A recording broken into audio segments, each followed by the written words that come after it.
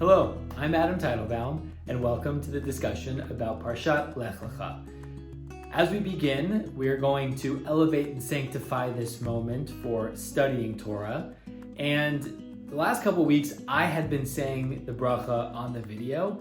And this week, one of my rabbis gave me an insight that I think is worth sharing, and so we're going to try to do it here moving forward. And that is, instead of me saying the bracha, I'm encouraging you to say the bracha for yourself. I've posted it below. The Hebrew and the English translation is in the comments. And I encourage you to take a moment and read it and say it to yourself out loud before we begin. One of the reasons for you saying it for yourself is because me saying it is a little bit like me lifting weights and you not getting stronger.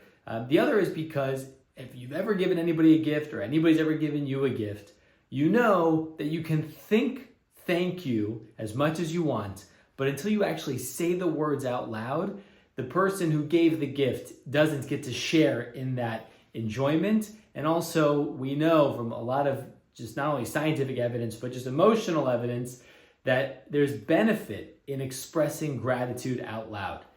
So a moment for you to say the blessing, to elevate and sanctify for yourself.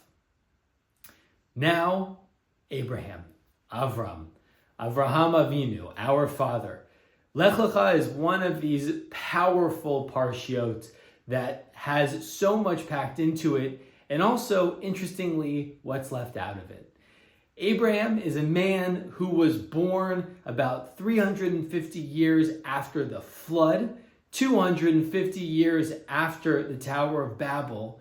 And I share those because while the math isn't exact, it's pretty close. That's like me being born relative to the Mayflower Compact and the Declaration of Independence. In other words, those experiences are pretty much part of the lived memory of the time. It's part of the ethos. It's an aspect of the understanding of the society in which I am living now. And so all the more so the society that Avram grew up in. So imagine that this man, to quote the great Robert Kennedy, he saw the world not as it was and asked why. He saw the world as it could be and asked why not.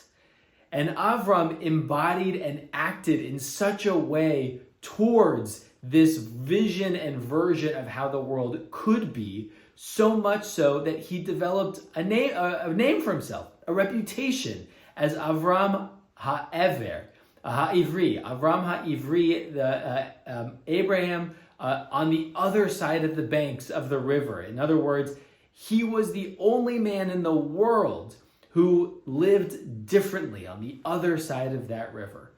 And so this is a man who was so influential in the way in which he lived and so revolutionary in the way in which he lived that it merited him to become the father of many nations, that God singled him out to become the father of many generations, many nations.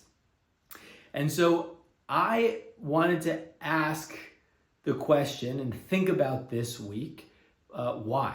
What made Avram so unique that the way in which he was living differently merited this great honor? And it comes back to this notion of parenthood. And while I know that a lot of the themes that I'm talking about so far centering around parenthood, not everybody is a parent. There are many reasons why people either don't become parents by choice or don't become parents not by choice, by circumstances beyond their control.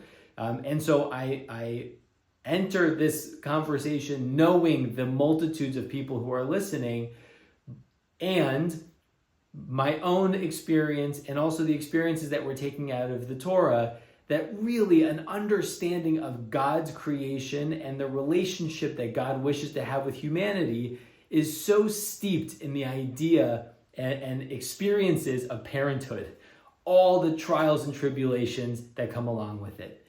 And Avram, before he becomes Abraham, in this week's Parsha, there is one aspect of his parental instinct that I think is worth discussing, and that is the responsibility that he shows to the people in his care, that he's responsible for.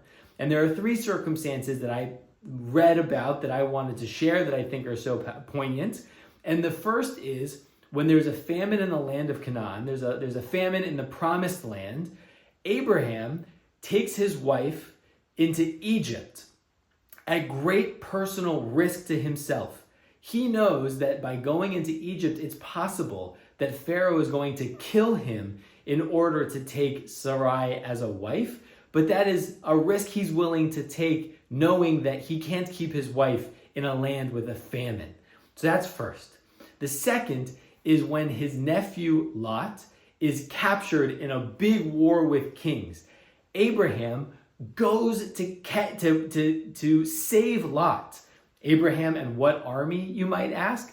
Well, some say that it was actually Abraham and only his servant Eliezer, that the two of them were so focused on saving Lot that they went and the two of them alone defeated 4 armies.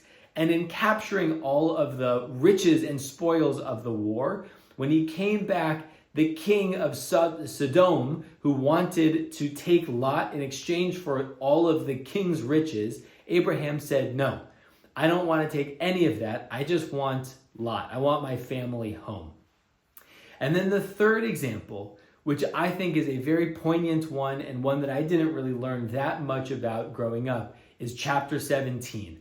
And I encourage you to take some extra time and really read chapter 17, especially understanding the context of the experience Abraham has up until this moment when he's 99 years old. And God comes to him and says, Abraham, you're in. You have withstood a number of the trials that I've given you. You've demonstrated that you're the person who I want to build this everlasting covenant with. I want to make you Av le-goyim. I want to make you the father of many nations, and I'm going to give you a covenant with your son-to-be. And Abraham, in this emotional moment of fatherly instinct and fatherly protection, says, I understand that you want to give me this covenant, and the covenant is going to be with a future son with Sarai, with Sarah, but I already have a son. Don't forget about Ishmael. I don't want this covenant with you with a future son if my current son isn't a part of that. That responsibility, that way in which Abraham sees every creature in the world, especially those that are in his care, as part of his responsibility, that is the type of relationship that Hashem wants to have with us in this world, and the way in which each and every one of us has an opportunity to look at those around us and to have that level of loyalty and responsibility to each and every one of them. And so with that, may each of us take that into the world that we have around us and carry on that legacy of responsibility. Shabbat Shalom.